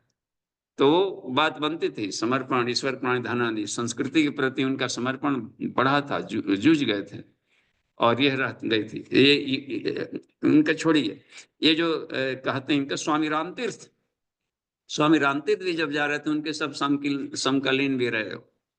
तो स्वामी रामतीर्थ जा रहे थे अमेरिका में रह के, तो कहाँ जा रहे हैं? तो हम जा रहे हैं पता नहीं, जहां पर जहाज जाती तो अमेरिका जा रही है जहाज। अच्छा ठीक है, वहां किनके पास जाएंगे? हमारा तो कोई, वहां पर आप ही के पास जाएंगे, आप ही हमारे फ्रेंड है, वहां कोई हमारा परिचय नहीं। आप वहां क्या है तो आप ही हमारे दोस्त हुए। अब देखिए कितने हौसला, कितना ही रहता होगा चल पड़ना इसमें करने का। वो सब लोग खूब किया है जी, अपने उस समय में जितने किए हैं, नल नील जामत अंगद हनुमान से लेकर के बांदरी ये सब रात दिन एक कर दिए थे युद्ध में उनमें साथ में। तो तप तप के क्षेत्र में सब उतरनी पड़ेगी। और 4% लोग कर रहे हैं रिसर्च में, पंचकोश रिसर्च सेंटर है और ग्लोबल है, तो रिसर्च लेवल का चाहिए ना आदमी। खाली पांचों को खाली झाड़ू बुहारी कर लिया नहीं, उसको विस्फोट कर दिया, फाड़ डालना है यार पार का। पांचों कोषों को यदि फाड़ा नहीं तो पंचकोशी साधक कहेगा, तो आत्मा नहीं मिलने वाला इस क्रम में। आग के क्रम हो तो हमारी साधना को थोड़ा उग्र करनी पड़ेगी और प्रचंड करनी पड़ेगी, टाइम देना पड़ेगा यदि चाहते हो तब। ठीक है, धन्यवाद, आगे बढ़िए। बाबूजी, बाबूजी, आपने बोला क्या कि क्रिया योग नहीं हुआ है, लेकिन मेरे साथ तो ऐसा होता है कि हम मंथ में 5 दिन तो पूरे बीमार रहेंगे तो हम तो नहीं कर पाएंगे, और ये मन जो है पूरा एक्सक्यूज लेता है। और बैंक में भी तो जॉब इजी नहीं है, टेंशन तो होता ही है, तो मैं चाहकर भी नहीं कर पा रही हूँ। और मुझे लगता है कि जैसे गुरुदेव को अवलंबन मिला, मतलब कहीं ना कहीं दादा गुरु का तो इतना सपोर्ट मिला 24 आवर्स। स्वामी विवेकानंद को भी 24 आवर्स रामकृष्ण परमहंस का सपोर्ट मिला। नहीं तो स्वामी विवेकानंद एक गुलाम देश का बंदा, 20-22 साल का लड़का, कभी शिकागो सम्मेलन में अपना भारत को नहीं प्रतिनिधित्व कर सकता है। तो कहीं ना कहीं गुरुदेव का तो सहारा मिलना चाहिए, लेकिन हम लोग को, मुझे तो नहीं मिलता है। अब अनजाने अनजाने में, मतलब ये कृतज्ञता नहीं है, जाने अनजाने में गुरुदेव का ही साथ मिलता है। तो ऐसे में कैसे करें? तो देखिए दीदी, गुरुदेव ने बहुत उदार है, इतने बड़े उदार युग प्रवर्तक नहीं है। सत्सत्री कार्यक्रम दिया, सरल दिया कि इन्होंने कहा कि ठीक है, लोक सेवा में उतरना है, आप अर्निंग कर रहे हैं तो अर्निंग में अपनी बचत करके इतना कर लें कि हमको विस्तार को जल्दी सिकोड़े। कमा करके कुछ पूंजी ऐसा रख लें कि उसके उसके इंटरेस्ट से आपको अपना भरण पोषण होने लगे। हर कोई का हाथ पाव है, घर परिवार वाला अपना अपना स्टैंड होकर काम करे, पढ़े लिखे कमाए, अपना पेट भरने की भी इसलिए भीख मांगना ना पड़े। इसके बाद सारा समय रिसर्च में जाई जा सकती है, और गुरुदेव सबके अंतःकरण में हैं, लाभ दे रहे हैं, तभी जाकर के स्वाध्याय भी कर रहे हैं। हम श्रेय दे या न दे अलग बात है किनको, लेकिन ईश्वरीय चेतना किन्हीं न किन्हीं रूप में हर व्यक्ति को संकट दे रही है। वो केवल भीतर वाला ही लाभ दे रहा है। पृथ्वी गोल घूम रही है तो अपने बल से नहीं घूम रही है, जो एंटी एनिवर्स है, अर्थ है, वो जाकर के घूमता है, उल्टा घूमता है तो घूमता है। देखना, चक्का घुमाने वाला कोई और होता है। अर्जुन युद्ध कर रहा था, लेकिन उसके भीतर में कृष्ण के वो जाते थे सुदर्शन चक्र बाण पर, अर्जुन को नहीं दिखता था, जा करके तब भीष्म पितामह मारे गए, वो मारे गए, वो मारा गया। वो सिर्फ उसका जाया करता, वो अनविजिबल था। तो भीतर से हमारे जो सर्वाइवल है, पवन देव साथ दे ही रहे हैं, सांसें चल ही रही है, भोजन मिल ही जा रहा है, तो सब में ईश्वरीय चेतना हर साधक को लाभ दे रही है। अब रह गया कि मन है, तो मन ऐसा नहीं कर रहा है, तो मन को समझाया जाए, मन को मारा जाए, मन को कचोटा जाए, मन को गलाया जाए उसमें। तो विज्ञान में कुछ से गलेगा, विज्ञान में कुछ नहीं गल रहा है तो आनंद में कुछ से गलेगा। ऊपर वाला प्रहार, नीचे वाला प्रहार, एप्लीकेशन चाहिए उसमें। अब सामने वाला कोई आ गया, अफसर बोल दिया, तो अफसर हम क्यों माने, उसके खोपड़ी में गुरुदेव बैठे हैं। एक बार हमसे बोले थे गुरुदेव कि जितने ऑफिसर थे ना, सबके खोपड़ियों में मैं रहता। तो अब जा करके अब सामने अपने बॉस से जाते थे मिलने, तो मान लेते कि गुरु जी बैठे हैं। अब बैठे हैं तो उनके बात हम जैसा सोचते थे, तो उनकी बातों में ये नहीं लगती थी, हम वो कोई दिक्कत नहीं पड़ती थी, यस यस करते थे और काम भी कर लेते थे, कोई दिक्कत नहीं, प्रभावित भी होते थे वो। तो हम हर परिस्थितियों में अपने आप को ढाल नहीं पाते हैं ना, द्वैत भाव में, त्रित भाव में चले जाते हैं। तो उधर काम करना है, उधर की तपाई करनी है जहां अपने को दिक्कत पड़ रही है। तो वो ठीक है, उसमें बनाए गए हैं जिस साहित्य है उसमें, तो ढेर सारे साहित्यों की जरूरत नहीं है पढ़ने की, केवल गुरुदेव को पढ़ लिया जाए तो इन दिनों सबका सार्थत्व मिल जाएगा। उनके हर वांग्मय वर सब इनसाइक्लोपीडिया है। तो ठीक है, प्रॉब्लम, आप बहुत आगे हैं, सबसे तेज हैं जी, धन्यवाद। बाबूजी, सुभद्रा दीदी। बाबूजी प्रणाम, सभी जी साधकों को प्रणाम। प्रणाम। बाबूजी जैसे बताए कि अपने शरीर में तीनों ब्रेन है, या शरीर के हर पार्ट अटैच है, और जब जब चले तो हर पार्ट से हो, हर ब्रेन एक साथ काम करे और उससे वो ऊर्जा प्राप्त किया जा सकता है। तो बाबूजी ये कैसे एक साथ पूरे बॉडी का किया जाए? हाँ, अब देखिए, कोई भी काम करते हैं दीदी तो उसमें पांचों शरीर जुड़ता है तभी होगा। शरीर स्वस्थ है तो हाथ से उठा रहे, हाथ उठ से कोई सामान उठाते समय आपको बल की जरूरत पड़ी, तो प्राण में कुछ काम कर रहा है, क्या उठा रहे हैं, क्या छोड़ रहे हैं, मन भी उसमें काम कर रहा है। प्रेम स्नेह से उठा रहे हैं, ये कर रहे हैं, तो उसमें आपको थोड़ा सा और सरस बनते जाएगा, और मस्त रहेंगे हर हाल। तो पांचों आनंद के लिए तो कर रहे हैं, तो उसमें आनंद अनुभव करने, तो लग रहा है कि पांचों कोष मिलकर काम कर रहे हैं, पांचों पांडव मिलकर के युद्ध कर रहा है हर काम में, पांचों ज्ञानेंद्रियां उसमें जुड़ी रहती है। आंख देखता है, कान सुनते रहता है, उसके बाद में सांप बांधते रहती है। तो इसी तरीके से फील करें तो सबको बनाए रखा जाए, शार्प कर लेंगे। होलिस्टिक हेल्थ का मतलब होलिस्टिक योगा यानी पांचों बॉडी को रिफाइंड करना और एक साथ एप्लीकेशन करके लाभ लेना, तो कर्मसु कौशलम होगा ही होगा, वो लाभ लेगा। हमको तो बड़ा आश्चर्य खुद हुआ कि हम लोग के जन्म जन्म का था, हम लोग 5 साल में, हम लोग 10 साल कोर्स लगे थे, लेकिन 5 साल में, साइंस वाला तो 5 साल में आत्मा पा लेगा। तो अब यह है कि हमें 8-8 घंटा 10-10 घंटा जिस पर हम काम करते रहते थे, और रात दिन उठते बैठते, अभी भी 1 मिनट भी लेट होता है क्लास में तो हम लगता है गुरुदेव वहां पर जाकर महाकाल हैं, तलवार लेके रहते हैं, तो काट देते हैं आज तुम्हारा। तो ये हुआ करता है काम करने का कि रात दिन गुरुदेव का ही तलवार दिखता है, गुरुदेव का सपना देखना, काम कैसे करना, कैसे इस जो टास्क दिया पूरा कर लें। तो उसमें एक जुनून जैसे बढ़ती जाएगी, तो जुनून में एक चुंबकत्व होगा, साधना में चुंबकत्व होता है और वो खींच करके ला देगा तो फील्ड में। नहीं तो हम लोग क्या सामर्थ्य है जी कि इतना काम कर दिया जाए, वो सिर्फ निमित्त भर बना लेते हैं। तो संभव है तो पांचों कोष को रिफाइंड करके काम करेंगे, ठीक रहता है। और नहीं भी करेंगे तो साथ मिलेगा तभी होगा। बस 5 उंगली मिलेगी, उठा, 1 उंगली से ईंटा कैसे उठाएंगे, 2 की जरूरत पड़ेगी टांगने का, 3 की कहीं कहीं जरूरत पड़ती है, बल कम हो जाता है तो चूक जाता है अपने से। जी ठीक है जी प्रणाम बाबूजी, बाबूजी। एक और बात, जैसे कहते हैं कि अच्छे काम का प्रचार प्रसार हो, कभी कभी क्या लगता है कि अपने अंदर ही हम लोग के पास नहीं है उतनी कैपेसिटी, तो फिर वो बाहर कैसे बता जाए, या बता रहे हैं तो सही है कि नहीं, मतलब एक कॉन्फिडेंस कहा जाए कि नहीं, लगता है कि जब मेरे पास नहीं है तो हम कैसे बताएं। दूसरी तरफ लगता है बताना भी चाहिए, जरूरत भी है। तो उस समय क्या किया जाए, मतलब बताना देखिए, सही है नहीं है, करना माने नहीं है तो औरों को दिया जाए, नहीं तो लगता है कि हम तो खुद ठीक नहीं है, कर रहे हैं, तो यह धन्यवाद। देखिए बताएं। टाइम टाइम 2 मिनट है, इसलिए आप स्पीकर बाबूजी बंद कर लें। और हम बता रहे हैं बाबूजी 1 मिनट। सुशील जी, ये है, देखिए अपने पास नहीं है तो इसमें सलाह किसी से लेना है नहीं, अपने खेती करके बढ़ा लिया जाए, वो तो सेल्फ का उत्पादन है। जब पता चल रहा है कि अपना कम है तो अपने को करने के लिए किसे सलाह लेना है। ठीक है जी, सुशील जी प्रणाम कहा जाए। बाबूजी, मेरा निवेदन यही है कि ये जो बार बार आप विवेकानंद बनने की बात कहते हैं, परम पूज्य गुरुदेव ने भी कहा कि 10,000 विवेकानंद चाहिए, आप समस्या इतनी गंभीर है। परंतु जो मेरे ये इस पंचकोशीय यात्रा के जो भाई बहन हैं, उनसे मेरा थोड़ा सा निवेदन ये है कि विवेकानंद की तरफ थोड़ा सा ध्यान दिया जाए। ये जो हमारी परिचर्चा सुबह सुबह चल रही है, इसका समय को आध्यात्मिक मनोरंजन ना माना जाए।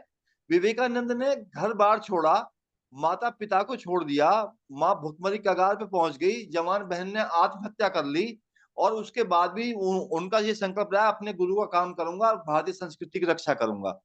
तो ये मोटो के बगैर बात बनेगी नहीं। गुरुदेव बाबूजी जब भले ही इसको पोलाइट लैंग्वेज में कहते रहे, नहीं ऐसा कर लें वैसा कर लें, पहला इससे कम पे बात बनने वाली नहीं है। मेरा ये व्यक्तिगत अनुभव रहा है।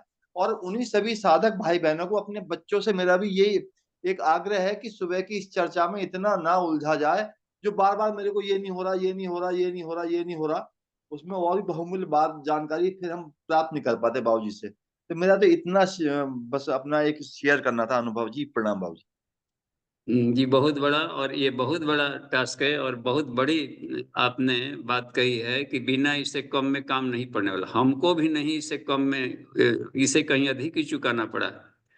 तो फोकट में कोई चीज मिलता नहीं है, और जितना अधिक मेहनत तब करेंगे, गुरुदेव उतना ही बड़ा माध्यम। मैंने बोले थे हम जवानों पर भूत की तरह सवार रहे हैं, तो उनके लिए जवान का मतलब यही होता है, गुरुदेव आपकी पीड़ा को हम साथ देंगे, काम बताइए। उनकी पीड़ा के लिए अपनी ही पीड़ा लेकर हम लोग बार बार पहुंच जाते हैं, तो अपनी पीड़ा को अपने ही से दूर कर लिया जाए तो ये ठीक है। और जुनून और बढ़ाया जाए और तप शक्ति के लिए समय निकाला जाए। तो क्योंकि गुरु जी किस पर भरोसा करेंगे, फिर आखिर गुरु जी को अपने ही साथ न दें तो अब फिर गुरु अपने छात्र पर भरोसा करता है। तो अभी नहीं पर निकल पाएंगे तो रोता है कि हम रोएंगे पीपल के पेड़ तक, हमारी आंसू तुम लोग को गला देगा, इतना मानो। इतना हमने पिलाया है, दूध दिया है, सब किया है, और वो सब साथ छोड़कर भागे। तो ये है, तो ये सफल होगा। आप सब हैं उसमें, आगे बढ़ रहे हैं, हम देख रहे हैं कि सब आगे बढ़ रहे हैं। और संतोषजनक, थोड़ा और स्पीड अप करनी पड़ेगी, एक्सेलेटर। तो इसमें देख लेते हैं ये कि सुरेश सिंह जी का क्या तो है। अमन जी पढ़ जी दीजिए इनको फटाफट। जी जी बाबूजी। सुरेश सिंह जी का प्रश्न है कि ध्यान में मूलाधार से उठती हुई कुंडलनी का सभी चक्रों से होते हुए, आज्ञा चक्र के मूल त्रिकुटी से होते हुए स्ट्रेट ऊपर सहस्त्रार चक्र में जाती हुई ध्यान करना चाहिए, या त्रिकुटी स्थान से ऊपर थोड़ा पीछे शिखा स्थान पर सहस्त्रार चक्र पर ध्यान करना चाहिए? कि वहां से त्रिकुटी का मतलब होता है थैलमल एरिया, थैलमस एरिया, तो उसमें आ जा रहा है मिड ब्रेन के पास में, तो वहां से वो रेटिकुलर का एक्टिवेटिंग सिस्टम वहीं से चलता है, वहीं से फवारा बन करके पूरे ब्रेन में जाता है। सेरिब्रम पूरा का पूरा छतरी है, छतरी का केंद्र बिंदु माना जाता है सहस्रार, तो पूरा का पूरा ही उसमें नर्व आपस में तार में जुड़े रहते हैं, तो हमें बीच में उसको उसका ध्यान कर लेना चाहिए, सहस्रार वाला एरिया। ऐसे झुकेंगे तो सिद्ध में हो जाएगा कि कैसे होगा, तो वो उसको कल्पना ब्रेन से मत ऐसे मत कर लें कि पॉइंट में, सीधे मान लें कि सहस्रार वाला एरिया, शिखा वाला स्थान एरिया पर, वहां पर एक भंवर, समर्थ शक्ति भंवर का ध्यान करें जैसा गुरुजी बोलते हैं, तो उससे बात बन जाएगी। और यहाँ से होकर यानी हमारे पूरे होल बॉडी सिस्टम के सारे प्रयास, सारी योग्यताएं, सारा धन सब लग रहा है ईश्वरीय कार्य में, इसका उद्देश्य ये रहता है वो रेटिकुलर ब्रेन सिस्टम। ठीक है, तो शांति पाठ किया जाए कि और कोई है? एक प्रश्न और है बाबूजी, इसको पढ़ देते हैं। हम्म, अभिषेक गजेरा जी का प्रश्न है, प्रणाम बाबूजी, यत पिंडे तत् ब्रह्मांड के हिसाब से हमारा मूलाधार कुंडलनी का जो शरीर में स्थान है, वैसे पृथ्वी का कुंडलनी के स्थान कहाँ होगा? कैलाश पर्वत होगा? देखिए पृथ्वी का कुंडलिनी मूलाधार है, ये भूलोक होता है पृथ्वी लोक, यहाँ मूलाधार है बस, तो यहाँ पर केंद्र है इसका मूलाधार। और यत पिंडे नहीं, यत ब्रह्मांडे तत्पिंडे इसको कहेंगे, जो ब्रह्मांड में है वो शरीर के भीतर में है। ठीक है, शांति पाठ आज कर लिया जाए, नेक्स्ट क्लास में फिर मिलते हैं कभी। ओम